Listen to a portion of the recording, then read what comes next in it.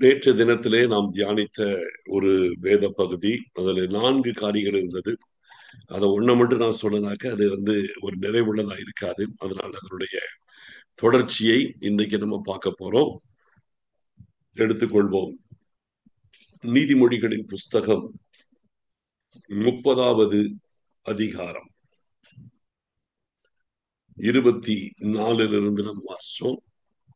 திருப்பி வாசிக்கிறேன். 30-24 பூமியில் சிறியவைகளாய் இருந்தும் மகா ஞானம் உள்ளவைகள் 4 உண்டு. அவையாவன, அற்பமான ஜந்துவாய் இருந்தும் கோடை காலத்திலே தங்கள் ஆகாரத்தை சம்பாதிக்கிற எறும்பும். இதை நேற்று பார்த்தோம். இன்றைக்கு அடுத்ததான காரியத்தை பார்க்க போகிறோம். சத்துவமற்ற ஜந்துவாய்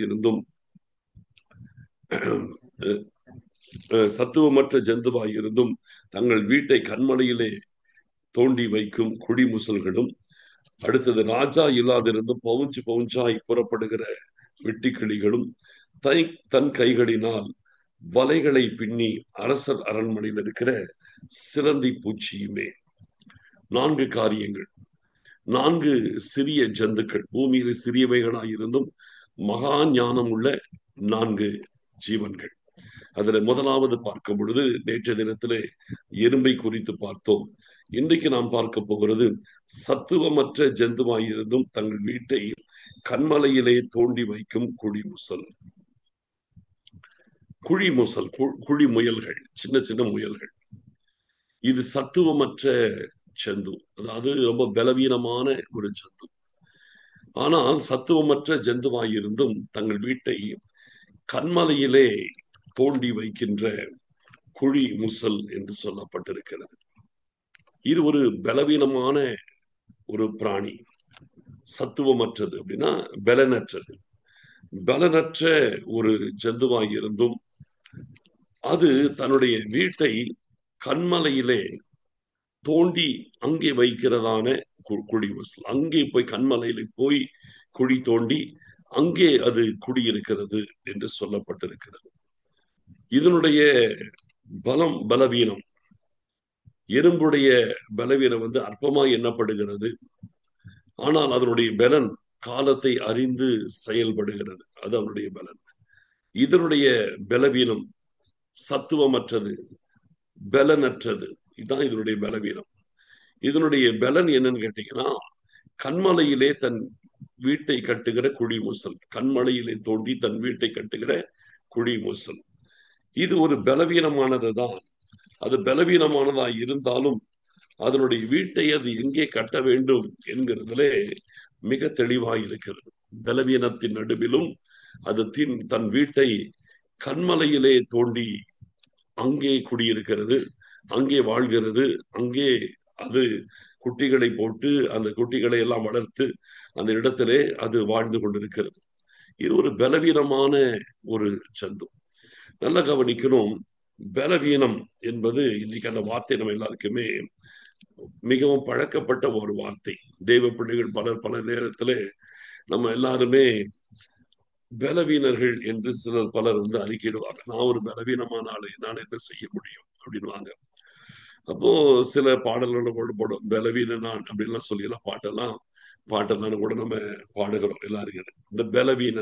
இந்த பலவீனம்ன்ற வார்த்தை நிறைய பேருடைய வாழ்க்கையில பயன்படுத்துகிறோம்.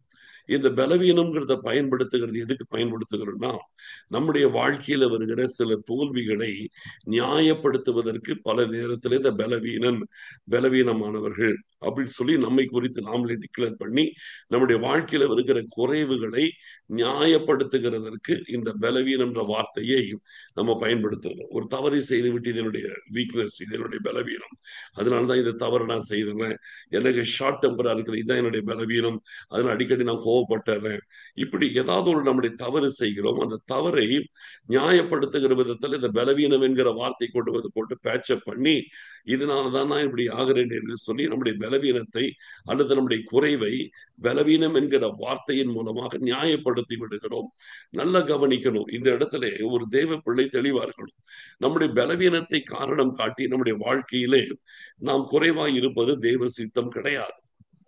புரிதலா? நம்முடைய பலவீனத்தை காரணம் காட்டி இது என்னுடைய பலவீனம், அதனால நான் இப்படிதான் இருப்பேன், இது என்னுடைய லைஃப்ல எனக்கு இருக்கிற ஒரு வீக்னஸ், அதனால இப்படி இந்த இடத்துல நான் அடிக்கடி தோல்வி அடைகிறேன். இப்படி உங்கள் வாழ்க்கையிலே பலவீனம் என்கிற வார்த்தையை ஹைலைட் பண்ணி நீங்கள் தோல்விகளை ஏற்றுக்கொள்ளாதிருங்கள், தோல்விகளை நியாயப்படுத்தாதிருங்கள், தோல்விகளோடு கூட வாழ்வதற்கு பழகி கொள்ளாதிருங்கள். பலவீனம் என்பதை கர்த்தர் பலனாய் மாற்றுகிறவர். புரிதுங்களா? இந்த குழிமுசலை பார்க்கும் பொழுது சத்துவமற்ற ஜந்து, அதாவது பலவீனமான ஒரு ஜந்து தான். அது பலவீனமானது என்று சொல்லி அந்த குழிமுசலானது அது ஏதோ சாதாரணமான இடத்துல இருக்கிறது கிடையாது. ஏன்னு கேட்டீங்கன்னா, இது ஒரு பலவீனமான, அதாவது வீக்கானதான இருக்கிறது அதனுடைய நேச்சர். அதனுடைய வீக்னஸ் ரொம்ப பலவீனமா இருக்கிறது தான் அதனுடைய வீக்னஸ் இருக்கிறதுனாலே அதற்கு ஆபத்துக்கள் நிறைய உண்டு இல்லையா? பலவிதமான ஜீவராசிகள் இதை கொன்றுவிடும். நதிகள் குழி நதிகள் அது கொன்றுவிடும். ஆகாயத்துல பறக்கிற கழுகுகள் இந்த முயல்களை பிடிச்சிட்டு போயிடும். இப்படி பல விதங்களில் அதுக்கு ஆபத்துகள் நிறைய இருக்குது. சரிங்களா? அதுக்கு நிறைய ஆபத்து இருக்குது. பூமியில இருந்து ஆபத்து இருக்குது, வானத்திலிருந்து பறந்து கழுகு அதை பிடிக்கிறது. இப்படி அதற்கு ஆபத்துக்கள், அதனுடைய உயிருக்கு ஆபத்து நிறைய இருக்குது. அப்படிப்பட்ட ஒரு நிலைமையில் இருக்கும் பொழுது அது பூமியிலே சாதாரணமான இடத்துல குழி தோண்டி அது இருக்குமானால் அதனுடைய பாதுகாப்பு மிகவும் கேள்விக்குறியாயிடும். அந்த இடத்துல பார்க்கும் பொழுது பல ஜந்துக்கள் அதை கொன்று போடும், அதை எடுத்துட்டு போயிடும். அப்படி இருக்கும்போது இது பார்க்குது, இது என்னுடைய பலவீனம் என்பது என்னுடைய வாழ்க்கையில் இருக்கிற நெகட்டிவ் சைடா இருந்தாலும் நான் இந்த இடத்துல பூமியிலே ஒரு பாதுகாப்பற்ற ஒரு நிலைமையில் இருப்பது எனக்கு ஆபத்து. அதனாலே நான் என் பலவீனத்தை காரணம் காட்டின கொண்டு நான் பூமியிலே ஒரு தாழ்வான இடத்தில் இருக்க மாட்டேன். என் பலவீனத்தின் நடுவிலும் நான் கண்மலையின் மேல் ஏறுவேன். கண்மலையின் மேல் ஏறி அங்கே கிடைக்கிறதான ஒரு சின்ன இடைவெளி, சின்ன கேப், அதை பார்த்து அந்த இடத்துல குழி தோண்டி அந்த இடத்துல நான் போய் நான் வாசம் பண்ணுவேன், அங்கதான் நான் வாழுவேன் என்று சொல்லி அது தீர்மானித்து தன்னுடைய பலவீனத்தின் நடுவிலும் தனக்கு ஒரு பாதுகாப்பான ஒரு இடத்தை அது தேடிக் கொள்ளுகிறது. இதுதான் இந்த இடத்துல ஆண்டவர் சொல்றாரு, உன் பலவீனத்தை காரணம் காட்டி நீ ஒரு லோயர் லெவல் கிறிஸ்டியன் லைஃப் வாழாதீங்கன்றார். புரிதலாம்? இது ஒரு பலவீனத்தை காரணம் காட்டி உன்னுடைய கிறிஸ்டியன் லைஃப் லோயர் லெவல நீ காட்டாதே. உன் பலவீனத்தை காரணம் காட்டி ஒரு தாழ்வான சாதாரண கிறிஸ்தவ வாழ்க்கையோடு ஒப்பு கொடுக்காதீங்க. உங்கள் பலவீனத்திற்கு தாண்டி நீங்கள் மேலான காரியத்தை செய்யணும். பலவீனத்திலேயே உங்களுடைய வாழ்க்கையை ஓட்டாதீங்க. நீங்கள் பலவீனர்கள் தான், பிறப்பின் அடிப்படையில பலவீனர்கள் தான். ஆனால் ஆண்டவர் நம்மை பலப்படுத்தி இருக்கிறார். அதை நம்ம புரிந்து கொள்ளணும். பிறப்பின் அடிப்படையில நீங்க வந்திருக்கிற எல்லாருக்குமே ஏதாவது ஒரு பலவீனம் இருக்கும். சரிங்களா? நம்ம எல்லாருக்கும் ஒரே மாதிரி இருக்க போறது கிடையாது. ஒவ்வொருவருக்கு ஏதோ ஒரு காரியத்துல பலவீனம் இருக்கும். எல்லாருக்குமே ஏதாவது ஒரு பகுதி பலவீனம் உள்ளதா இருக்கும். ஆனால் ஒண்ணு சொல்றேன், நம்முடைய பிறப்பி நிமித்தம் நம்ம பலவீனர்களாக இருந்தால் கடைசி வரைக்கும் பலவீனர்களாகவே வாழ வேண்டும் என்கிற கட்டாயம் கிடையாது. அதை நீங்க புரிந்து கொள்ளணும். பிறப்பி நிமித்த பலவீனர்களாக இருந்தாலும் நாம் என்றைக்கு கிறிஸ்துவை அறிந்து கொண்டோமோ அந்த இடத்துல நம்முடைய பலவீனத்தை கர்த்தர் பலனாய் மாற்றுகிறார். நம்மை பலவான்களாய் மாற்றுகிறார். பலவீனர்களாகி நம்மை கர்த்தர் தூக்கி நிறுத்துகிறார். நம்முடைய பலவீனத்தை எல்லாம் கர்த்தர் மாற்றி நம்மை பலவான்களாய் கர்த்தர் நம்மை நிறுத்துகின்றார். அதான் உண்மை. அப்போ அந்த பலவான்களாய் மாற்றுகிறதுனாலே நம்ம போய் குடியிருக்கிற இடம் எது? கண்மலை. இப்போ அந்த கதை குறித்து நான் சொல்றேன். வேதத்தை எடுத்துக்கொண்டு 1 கொரிந்தியர் 10வது அதிகாரத்தை எடுத்துக்கொள்ளுங்கள். முதல் வசனத்திலிருந்து நான் வாசிக்கிறேன், கவனித்துக் கொள்ளுங்கள். இப்படி இருந்தும் சகோதரரே, இப்படி இருக்கு சகோதரரே, நீங்கள் எவைகளை அறிய வேண்டும் என்று இருக்கிறேன் என்றால், நம்முடைய பிதாவாகி நம் பிதாக்கள் எல்லாரும் மேகத்திற்கும் கீழாய் இருந்தார்கள். எல்லாரும் சமுத்திரத்தின் வழியாய் நடந்து வந்தார்கள்.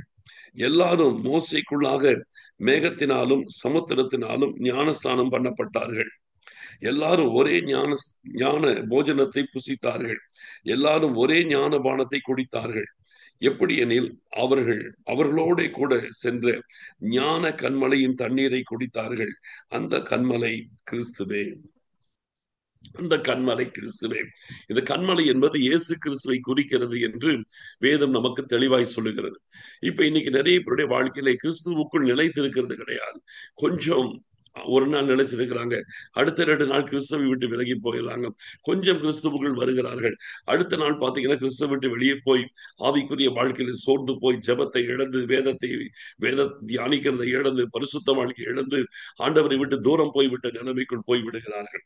கேட்டாக்க இது என்னுடைய பலவீனம், என்னால ஸ்டெடியா இருக்க முடியல, என்னால உறுதியா நிக்க முடியல, என்னால ஆண்டவருக்காய் வாழ முடியல, எனக்கு இருக்கிற பிரச்சனைகளை என்னால தாங்க முடியல, என் குடும்ப சூழ்நிலை இப்படி இருக்குது, அதனால என்னால இப்படிதான் இருக்க முடியுது, என்னுடைய வேலை ஸ்தலத்தில் இப்படிதான் இருக்குது, அதனாலதான் நான் இப்படிதான் இருக்கிறேன் என்று சொல்லி கிறிஸ்துவை விட்டு வெளியே வாழ்வதற்கு நம்முடைய சூழ்நிலைகளை பல நேரத்திலே காரணம் காட்டுகிறோம்.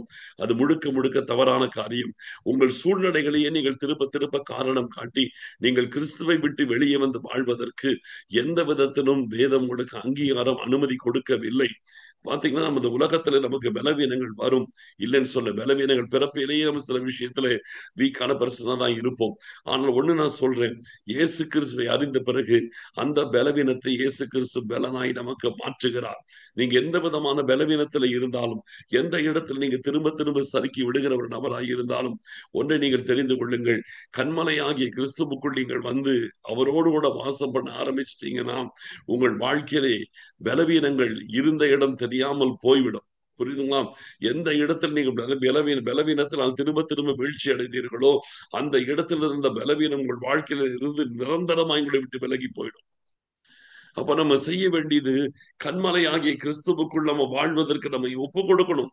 அதுதான் முக்கியம். அந்த கண்மலையின் இடத்துல, இந்த ஞான கண்மலையின் இடத்துல வந்து விட்டால் நம்முடைய பலவீனங்கள் எல்லாவற்றையும் அவர் பலனாய் மாற்றி விடுகிறார். அந்த ஞான கண்மலையின் இடத்துல வரணும். பலவீனத்தை காரணம் காட்டி நம்ம உட்கார்ந்துட்டு இருக்க கூடாது. அவரிடத்துல நம்ம நெருங்கி வரணும். நெருங்கி வரும் பொழுது ஆண்டவர் நமக்காக பெரிய காரியங்களை செய்கிறவராய் இருக்கிறார். நீங்க வேதத்துல பாத்தீங்கன்னா ஒரு கேரக்டர், அடிக்கடி நான் ரொம்ப யோசிப்பேன். அந்த கேரக்டரை பாத்தீங்கன்னா லூக்கா எழுதின சுவிசேஷம் 13ஆம் அதிகாரத்துல 10 முதல் 13 வரைக்கும் படிச்சு பாத்தீங்கன்னா தெரியும். ஒரு ஓய்வு நாள், அந்த ஓய்வு நாளிலே இயேசு கிறிஸ்து ஜெபாலயத்துக்கு வந்திருக்கிறார்.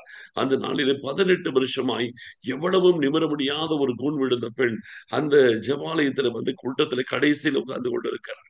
இயேசு கிறிஸ்து இன்னும் ஜெபாலயத்துல வந்து இன்னும் போதகத்துல ஸ்டார்டே பண்ணல, வந்து நிக்கிறார், நின்று பாக்குறாரு. பார்க்கும்போது ஒரு பெண் கூட்டத்தின் கடைசியில் இருக்கிற, முதுகு முழுசுமா வளைஞ்சிருக்குது. ஏதோ கொஞ்சம் வளைஞ்சிருந்தா பரவாயில்ல, டோட்டலா முதுகு அப்படியே வளைஞ்சு தரையை நோக்கி பாக்குற நிலைமை. முன்னால எதிரில் வரவங்கள கூட தலை நிமிர்ந்து பார்த்து பேச முடியல, தலை குனிந்து விட்ட, முதுகு வளைந்து விட்ட ஒரு பரிதாபமான நிலைமையில் இருக்கிறார். அந்த பெண்ணை கொஞ்சம் யோசிச்சு பாருங்க, எவ்வளவு பெரிய ஒரு பலவீனம் இருக்கு இல்லையா? நிமிர்ந்து நடக்க முடியல, ரோட்ல எதிரில் வர்றதை யாருன்னு பார்த்து நடக்க முடியல. அந்த பெண்ணுடைய முதுகு அப்படி வளைந்து இருந்ததுனாலே கொஞ்சம் எவ்வளவு நிமிர முடியாது, கூடி முற்றிலுமாய் முதுகு வளைந்து இருக்கிறது. அவளால் நடக்கும்போது எதிரில் வரவளை பார்க்க முடியாது, தரையை பார்த்துக்கிட்டே நடக்கணும். ஒரு சேர்ல சரியா உட்கார முடியாது, ஏன்னா முதுகு இப்படி வளைஞ்சிருக்குது, சரியா பேலன்ஸ்ல உட்கார முடியாது. எதுவுமே கஷ்டம், எல்லாமே பிரச்சனை. ஆனால் அத்தனை பலவீனங்களையும் காரணம் காட்டி அந்த பெண் ஒருவேளை வீட்டிலே இருக்கலாம். எனக்கு எதுக்கு இன்னைக்கு நான் போயிட்டு தேவாலயத்து எதுக்கு போகணும், எனக்கே முடியல, எனக்கே முதுகு வளைஞ்சிருக்குது, என்னால கொஞ்ச நேரம், ஒரு அரை மணி நேரம் ஒரு நிலையில உட்கார முடியல என்று சொல்லி தன்னுடைய பலவீனத்தையே நினைச்சு, தன்னுடைய பலவீனத்தையே யோசிச்சு, தன்னுடைய பலவீனத்தினாலே இந்த ஆண்டவருடைய சமூகத்திற்கு வருவதற்கு அது தடையாகவே இருப்பதாக டிக்ளேர் பண்ணிட்டு உட்கார்ந்து இருக்க கூடாது. அந்த பலவீனத்தின் நடுவிலும் அந்த பெண் தேவ சமூகத்திற்கு வருகிறதை பார்க்கிறோம். அந்த பலவீனத்தின் நடுவிலும் தேவ சமூகத்திற்கு வருகிறார். ஆண்டவர் பார்க்கிறாரு, இத்தனை பெரிய ஒரு பலவீனத்தை தன் சரீரத்தில் வைத்துக் கொண்டு, இவ்வளவு பெரிய ஒரு போராட்டத்தை தன் வாழ்க்கையில வைத்துக் கொண்டு இந்த பெண் தேவாலயத்துக்கு வராங்களே, தேவாலயத்துல வந்து அந்த கூனோடையே வந்து உட்கார்ந்து அவங்க வசனம் கேட்கிறாங்க, கர்த்தரை தேடுகிறாங்க. இதைத்தான் இயேசு கிறிஸ்து கவனிச்சார். இந்த பலவீனத்தின் நடுவிலும் இந்த பெண் எவ்வளவாய் ஆண்டவருக்கு முக்கியத்துவம் கொடுத்து ஜெபாலயத்துக்கு வந்திருக்கிறாங்க. அப்போ ஆண்டவர் பார்க்கிறாரு, கூப்பிடுறாரு. அந்த பெண் வந்து, எனக்கு சுகமாக்குங்க ஆண்டவரே, எனக்கு ஏதாவது செய்யுங்க, என்ன சுகமாக்குங்க, இந்த குணம் நிறுத்துங்க, எதுவுமே கேட்கல. அவ மாட்டுக்கு ஆண்டவர் ஆராதிக்க வந்திருக்கிறாங்க, கூட்டத்துல இருக்கிறாங்க. ஆனா இயேசு கிறிஸ்துவோடைய நிலைமை எல்லாம் அறியறார், பார்க்கிறார். இந்த பெண்ணுடைய நிலைமை இப்படி இருக்கிறது, இந்த பெண்ணை சுகமாக்கி விட வேண்டும் என்று சொல்லி கர்த்தர் அந்த பெண் கேட்காமலே அந்த பெண்ணை இவரே கூப்பிட்டு அவள் மேல் கைகளை வைத்து, ஸ்திரீயை உன் பலவீனத்திலிருந்து விடுதலை ஆக்கப்பட்டாங்கிறாரு. பட்டு அந்த ஆவி போகிறது, முதுகு நிமிர்ந்து விடுகிறது. எவ்வளவு பெரிய ஒரு விஷயம் பாருங்க. எவ்வளவு பெரிய ஒரு விஷயம் சாதாரணமா நடக்குது. ஏன் அப்படின்னு கேட்டீங்கன்னா, ஆண்டவருடைய அன்பு மனதிற்கும் தான் படைத்த ஒரு பெண் இப்படி பிசாசினால் பாதிக்கப்பட்டிருக்கிறாளே என்று சொல்லி அவருக்குள் இருக்கிற ஒரு ஆதங்கமான ஒரு நிலைமை. அடுத்த கட்டத்துல பாருங்க, அந்த பெண்ணுடைய விசுவாசம் தேவ சமூகத்திற்கு வந்திருக்கிறாங்க. அந்த நிலைமையிலேயும் கூட ஆண்டவர் பார்க்கிறாரு, நிச்சயமா இந்த பெண்ணுக்கு நம்ம உதவி செய்யணும். ஏனென்றால் இவ்வளவு மோசமான ஒரு பாதிப்பை தன் உடல்ல வச்சுட்டும் அதை பத்தி பொருட்படுத்தாமல் தேவ சமூகத்திற்கு எவ்வளவு தூரம் வாஞ்சியோடு வந்திருக்கிறாங்க.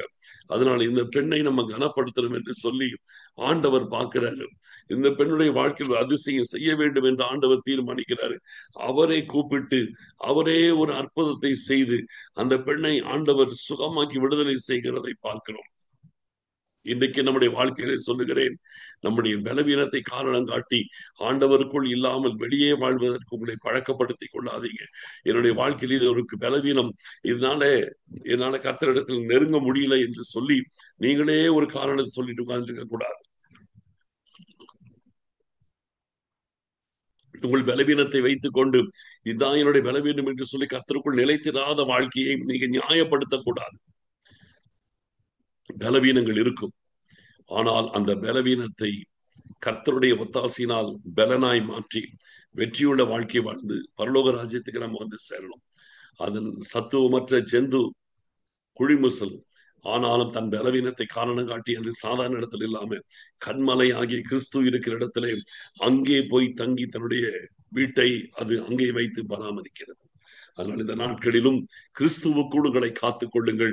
கிறிஸ்துவை விட்டு எந்த காரணத்திற்காக வெளியே வராதபடிக்கு உங்களை காத்துக் கொள்ளுங்கள். கர்த்தர் நம்மோடு கூட இருந்து நம்மை நடத்துவாராக.